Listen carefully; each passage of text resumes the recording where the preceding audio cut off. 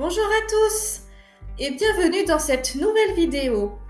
Aujourd'hui, après vous avoir emmené en Grèce voir le Parthénon et à Versailles en France, je vous embarque pour la Chine. Nous allons voir aujourd'hui 9 choses à savoir sur la cité interdite avant d'aller la visiter si c'est ce que vous voulez.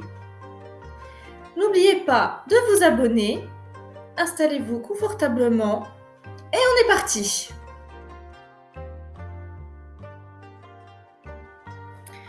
La première chose à savoir sur la cité interdite, c'est qu'elle représente le plus vaste palais impérial au monde.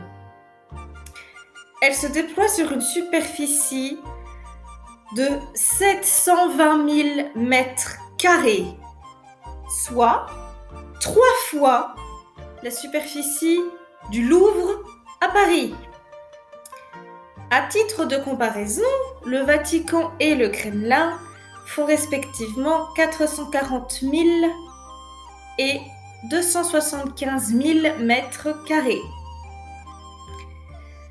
C'est donc tout petit comparé à la cité interdite. On estime d'ailleurs à plus d'1 million d'ouvriers qui ont contribué à la construction de cette merveille. Le complexe compte plus de 90 appartements et cours, 980 bâtiments et pas moins de 8728 pièces. Une légende très répandue fait état de 9999 pièces. Sauf que cette légende-là n'a jamais été appuyée par de quelconques documents historiques. Donc ça reste une légende. La taille et l'échelle impressionnante de cette cité interdite, vous laissera sans voix lors de votre visite. Et sachez que la cité est tellement énorme qu'une journée entière ne suffira pas à visiter l'ensemble du site. Deuxièmement, la cité interdite représente une véritable œuvre d'art chinoise. Elle est en effet classée et considérée comme le plus grand complexe médiéval en bois au monde. Oui, les Chinois ne font pas petit. Mais, alors oui, l'ensemble est pharaonique, mais il y a quand même des détails d'une finesse remarquable. Regardez par exemple le détail de ces sculptures sur les toits. C'est très fin. Et d'ailleurs, ce genre de détail ne vous laissera pas indifférent. Parce que chaque détail reflète la spécificité de l'architecture traditionnelle et de la richesse culturelle chinoise. Par exemple, on a la porte d'Onga qui correspond à la porte de la gloire orientale sur le plan de la cité. On a une série d'ensemble de 9 clous dorés. Alors, le chiffre 9 revient tout le temps et c'est pas pour rien parce que dans la culture chinoise, le chiffre 9 symbolise la suprématie et l'éternité. Parce que rappelons quand même que la cité interdite, c'est la résidence principale de l'empereur chinois qui est le fils du ciel et qui est censé gouverner tous les peuples du monde. Donc c'est le minimum que de symboliser l'éternité et la suprématie dans sa demeure. C'est le minimum syndical, dirons-nous. Mais il n'y a pas que ça. On remarque aussi des rangées d'animaux de bon augure, comme les dragons, évidemment on est en Chine, mais aussi les phénix et les lions, qui surgissent fièrement à l'entrée des différents temples, qui sont très nombreux. Et donc tous ces animaux ne sont pas là que pour la décoration. Ils évoquent la chance et la prospérité. Si vous visitez la cité interdite, vous remarquerez sans doute que la majestueuse cour extérieure n'a aucun arbre. Aucun. Contrairement à la magnifique cour intérieure résidentielle où il y a des arbres, des arbustes, etc., là, ici, il n'y a rien. Parce que, en fait, cette cour était dédiée aux cérémonies. Mais on a plusieurs théories en ce qui concerne le fait qu'il n'y ait pas d'arbres dans cette cour. On a deux principales théories. La première, la cour extérieure symbolisait le lieu où se déroulaient les cérémonies solennelles en public et où s'affichait aux yeux de tous l'empereur et le pouvoir divin suprême. Aussi, la présence d'arbres aurait pu gêner le public dans la vision de cette cérémonie. Deuxième théorie, on a affaire à un empereur dans un lieu public. Et donc, il faut assurer la sécurité du souverain quand il apparaît en public. Donc la deuxième théorie est qu'il n'y a pas d'arbre pour avoir une vue dégagée sur l'ensemble de la cour et ainsi pouvoir se défendre bien plus efficacement contre un quelconque ennemi qui se cachait dans la foule et en empêchant cet ennemi justement de se cacher dans les arbres en supprimant les arbres. Tout bêtement.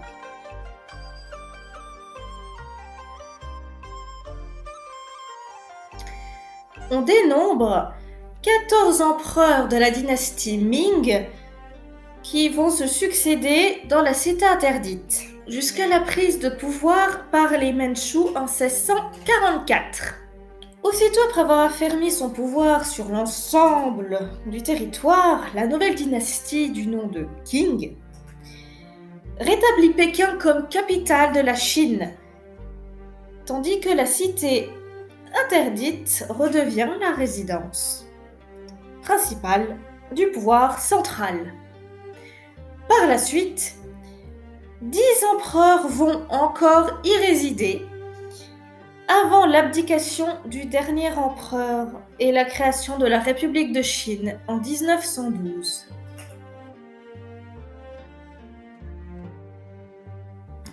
La cité interdite est aussi appelée le musée du palais, parce qu'elle conserve, attention, la plus belle collection au monde des trésors impériaux. Et cette collection couvre des milliers d'années d'histoire de la Chine. Des milliers d'années. Et il y a également de très belles et très rares pièces d'œuvres d'art chinois. De grande valeur, ça va de soi.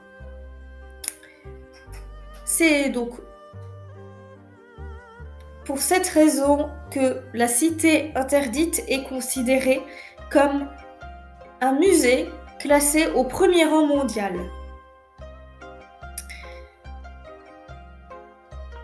En explorant ce site vraiment magnifique et impressionnant, faut bien le dire, vous pourrez admirer une diversité exceptionnelle d'œuvres, de richesses et d'édifices en tout genre et tous plus anciens les uns que les autres.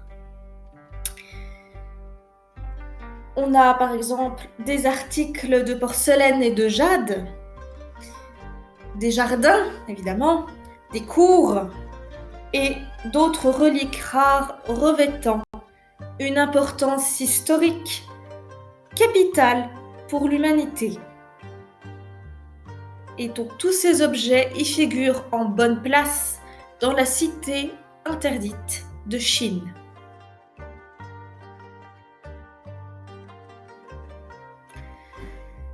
La cité interdite est donc un musée riche et varié, mais toute la collection originelle n'y s'y trouve pas.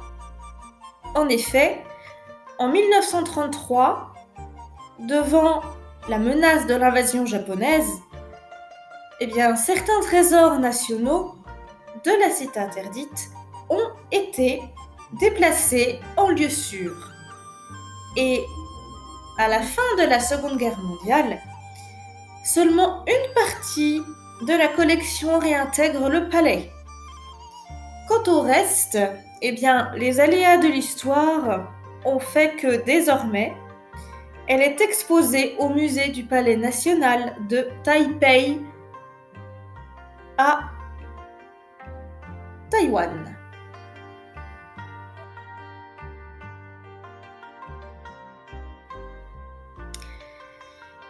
En raison de son importance culturelle et historique, ainsi que de sa beauté jamais égalée, la cité interdite reste quand même extrêmement populaire, en Chine déjà, et aussi à l'étranger. Le complexe se targue d'accueillir chaque année 14 millions de visiteurs par an. C'est donc davantage que n'importe quelle autre section de la Grande Muraille, par exemple. Cette fréquentation est écrasante et donc du coup, ça génère de longues files d'attente. Ça va falloir vous y attendre. Quand vous visitez la cité interdite, il va falloir être patient, très patient. Le gouvernement chinois s'évertue quand même à garantir au quotidien la bonne régulation de ce flux de touristes incessants et surtout de garantir la sécurité aux visiteurs parce qu'ils visitent quand même des bâtiments anciens. Il faut donc avoir une sécurité importante à ce niveau-là. On considère le palais comme une curiosité incontournable pour toute personne qui veut aller à Pékin. Donc, si vous allez en Chine, vous avez l'interdiction de passer à côté de la cité interdite. Vraiment. Il faut que vous y alliez. Même si la visite est longue, qu'il y a des files d'attente et que de toute façon une journée ne vous suffira pas à tout voir, allez-y quand même. Vraiment. Ça vaut vraiment le détour.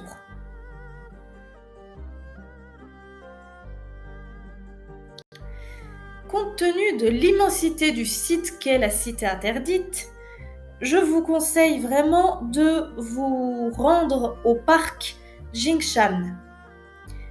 Ce parc est situé sur une colline et en plus d'être très magnifique, il donne une vue d'ensemble sur le site.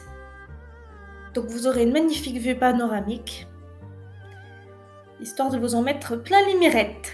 C'est vraiment magnifique. En quittant la cité interdite, il vous suffira de quelques minutes de marche pour vous rendre au parc afin d'achever votre visite.